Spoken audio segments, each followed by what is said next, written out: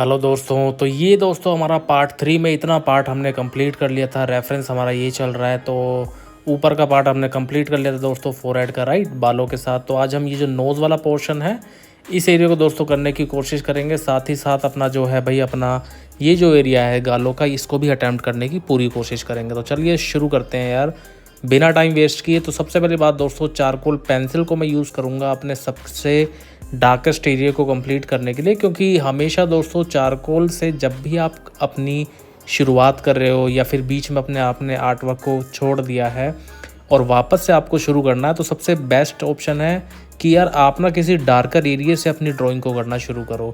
तो नोज़ में दोस्तों अब यहाँ पर नोस्ट्रिल से ज़्यादा डार्क तो कुछ है नहीं। स्किन जो है इसके कंपेरिजन में काफ़ी ज़्यादा लाइट है, इसलिए यहाँ से भाई मैं अपने काम को जो है करना शुरू कर रहा हूँ। तो बढ़िया तरीके से भाई अपनी नोस्ट्रिल को आप पेंसिल चारकोल से डार्क करते रहिए अच्छे तरीके से।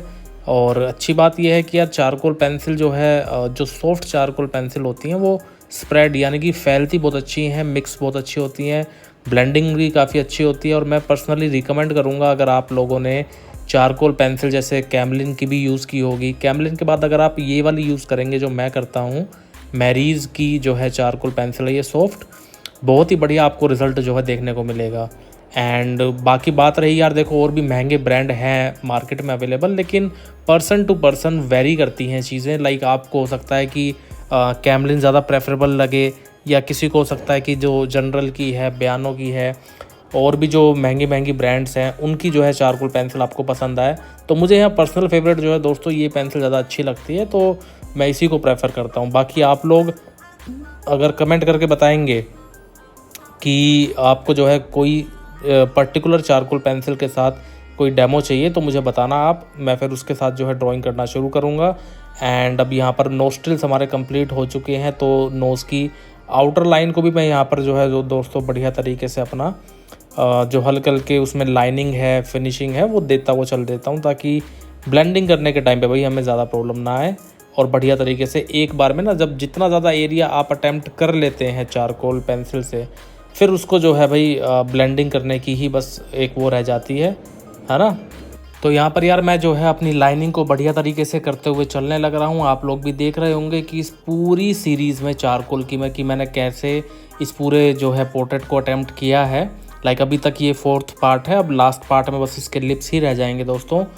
तो 5th पार्ट में दोस्तों अब जो नेक्स्ट पार्ट रहने वाला है वो लिप्स का रहेगा पूरा अच्छे से। तो कैसे आपको स्किन करनी है, कैसे चारकोल पेंसिल को यूज़ करना है, आई होप आपको वीडियो के थ्रू काफ़ी ज़्यादा जो है चीज़ें समझ में आई होंगी।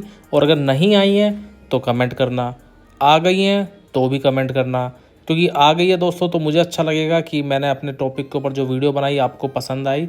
और नहीं आई है तो यार आप लोग मुझे कमेंट करना, ताकि मैं उस वीडियो को थोड़ा और सिंप्लीफाई करके नेक्स्ट टाइम आपके सामने पेश कर सकूं। कोशिश मेरी यही है कि यार मैं अपने वीडियो के थ्रू आप लोगों को जितना ज़्यादा आसान तरीका हो सके कंटेंट में, मतलब लाइक चारकोल हो गया, ग्रेफाइट हो गया, कलर पेंसिल हो गया, मीडियम्स के थ्रू मतलब हर चीज़ हम अच्छे से कर पाएँ। तो यहाँ पर भाई हमारी ये इस तरीके से अब चलने लग रही है ड्राइंग, जिसमें कि अब हम धीरे धीरे अपने चीज़ों को अटैम्प्ट करते हुए चलने लग रहे हैं। चारकोल पेंसिल को ही मैं डायरेक्टली यहाँ अप्रोच कर रहा हूँ, एंड चारकोल पेंसिल को ही हम जो है दोस्तों ब्लेंड करते हुए चल रहे हैं शुरू से।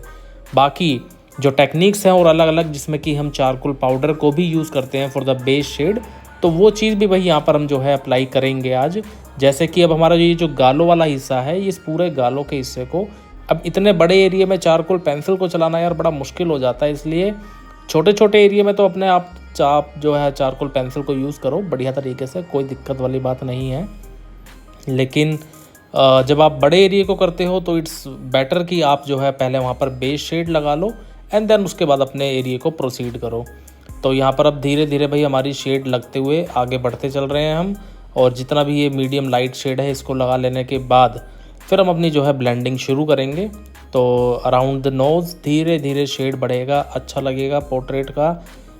क्रॉस हैचिंग कर सकते हो, हैचिंग कर सकते हो, बढ़िया तरीके से आप जो है ब्लेंडिंग अपनी चारकोल पेंसिल हो, ग्रेफाइट हो, यार मुझे तो ये लगता है कि शुरू में अगर आप बिगिनर हो तो इट्स बेटर कि आप अपनी स्केचिंग स्किल में शेडिंग को इम्प्रूव करें directly without any blending tool. आप बिना किसी ब्लेंडिंग टूल के अपनी शेडिंग को जितना ज़्यादा इम्प्रूव करेंगे उतनी ज़्यादा बढ़िया आपकी फिनिशिंग आएगी। अब इतना पार्ट हो जाने के बाद हम यहाँ पर जो है अपनी पेपर स्टम्प को यूज़ करेंगे और बढ़िया तरीके से इसकी मिक्सिंग, अब जो भी हमने चलाई है पेंसिल, उन सबको ब्लेंड करते हुए चलेंगे। और ब्लेंडिंग के दौरान बस दोस्तों एक ही बात है दोस्तों, पेपर स्टम्प है तो यार पेपर स्टम्प से ना चीज़ें अपनी थोड़ी सी बस ऐसे ही रखना है कि पैचेस ना आए, बढ़िया तरीके से आप अटैम्प्ट कर सको। तो अब यहाँ पर यार हम अपनी जो सारी ब्लेंडिंग पेपर स्टम्प से जो है करते हुए चलेंगे एंड देखेंगे इसमें कि यार किस तरीके से चीज़ें हमारी जो है अटैम्प्ट रहेंगी। एंड ओवरऑल जैसे हमने आँखों के एरिए के पास जो है ब्लेंडिंग की थी, अगर जो दोस्त मेरे इस चैनल पे नए हैं वो पिछली वीडियो में जाके ये देख सकते हैं कि कैसे हमने आँखों के अराउंड वाला एरिया किया था और ऊपर फोरहेड भी अटैम्प्ट किया था बालों के साथ, तो उसमें दोस्तों आपको काफ़ी ज़्यादा हेल्प मिलेगी। तो यहाँ पर भी दोस्तों हम वही प्रोसीजर जो है अप्लाई करेंगे, चीज़ों को धीरे धीरे बढ़िया तरीके से अटैम्प्ट करते हुए आगे बढ़ते हुए चलेंगे। एंड आई होप आपको जो है स्किन बनाने में नेक्स्ट टाइम से कुछ प्रॉब्लम नहीं आएगी।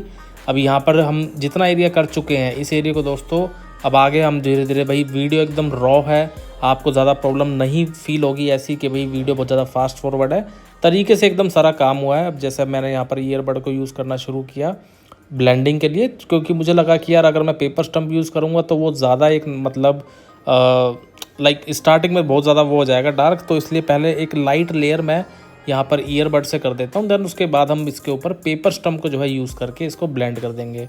तो ये देखिए भाई अपना ईयरबड से इतना काम कर लेने के बाद ना पेपर स्टम्प को मैं लाया, क्योंकि ईयरबड से सिर्फ एक ही नुकसान आपको पेंसिल ब्लेंडिंग का होता है, वो ये कि पीछे के पैचेस आपके नज़र आते रहते हैं, लेकिन वो काम पेपर स्टम्प से काफ़ी कम होता है। इसलिए पेपर स्टम्प को ऐसे अप्लाई करके पूरे स्किन के थ्रू आप जो है ब्लेंड करते हुए चलेंगे, है ना।